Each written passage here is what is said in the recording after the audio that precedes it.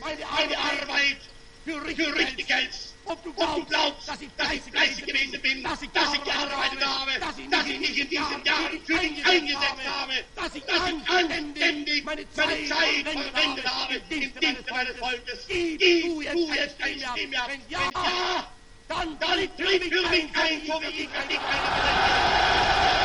Welcome to Hitler Down Under, the story of Adolf Hitler as told in Australia's newspapers at the time. I'm Mark Taylor, clinically trained psychologist and former Australian Army officer. The Daily Herald, an Adelaide newspaper dated Friday, 9 March 1923, reported that Hitler was a danger to the maintenance of the German Republic. Sydney's The Catholic Press newspaper, dated Thursday, 29 March 1923, referred to Hitler as the Bavarian Fascisti and urged readers to keep your eye on Hitler, while noting Hitler had no constructive program. By 22 May 1923, Brisbane's Courier newspaper was also using Leonard Spray's article, that which first appeared in London's The Daily Chronicle newspaper, which also appeared in my video, The Mussolini of Germany, Hitler Down Under, while headlining the article with ominous titles, including Hitler's Rise and The Coming Dictator. Brisbane's The Daily Mail newspaper, dated Thursday, 22 March 1923, reported that Hitler's fascist stormtroops were issued with steel helmets and ammunition so that they can receive training in Stuttgart. The report refers to Hitler as a nascent nebula or emerging star of the German revolutionary movement, and accurately refers to the German evasion of the Treaty of Versailles, in particular its disarmament clauses, as well as German diplomatic manoeuvrings with Russia and the building of aircraft. You're listening to Hitler Down Under, the story of Adolf Hitler as told in Australia's newspapers at the time. I'm Mark Taylor.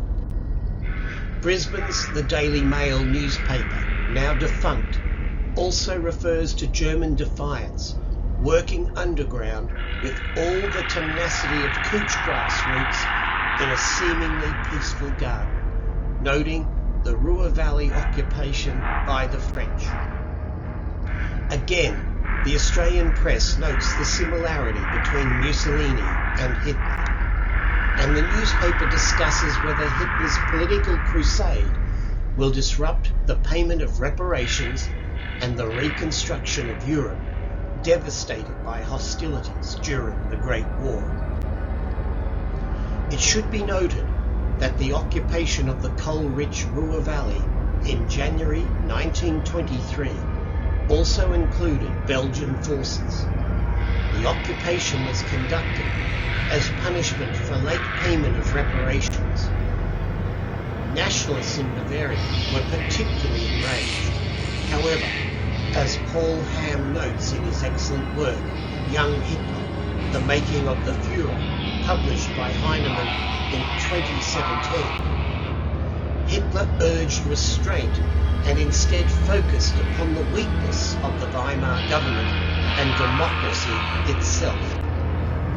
The Journal newspaper of Adelaide, dated Saturday, 24 March 1923, observed that many revolutionary military organisations in Germany were posing as gymnastics clubs. The Northern Standard newspaper, published in Alveston, Tasmania, warned its readers about the dangers of German revolution in response to the French and Belgian occupation of the Ruhr, and attributed what it called the chief manifestations of madness and political unrest to Adolf Hitler, who has found a large and dangerous following disruptive of peace. The same article also accurately observes that were Hitler to be successful, he would be the military dictator of Germany. Meanwhile, the West Australian, a newspaper based in Perth, reported on 24 May 1923 that all the anti-Semitic militarist organisations in Germany were coalescing around Herr Hitler, while noting that prominent Germans saw the French occupying the Rhine and Ruhr as being of inferior human value, and that therefore the prospect of war with France should be considered. So, how did the Australian media do?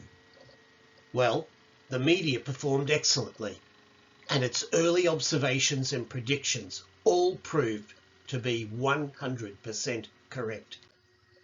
It accurately predicted that Hitler was a menace to the new republic.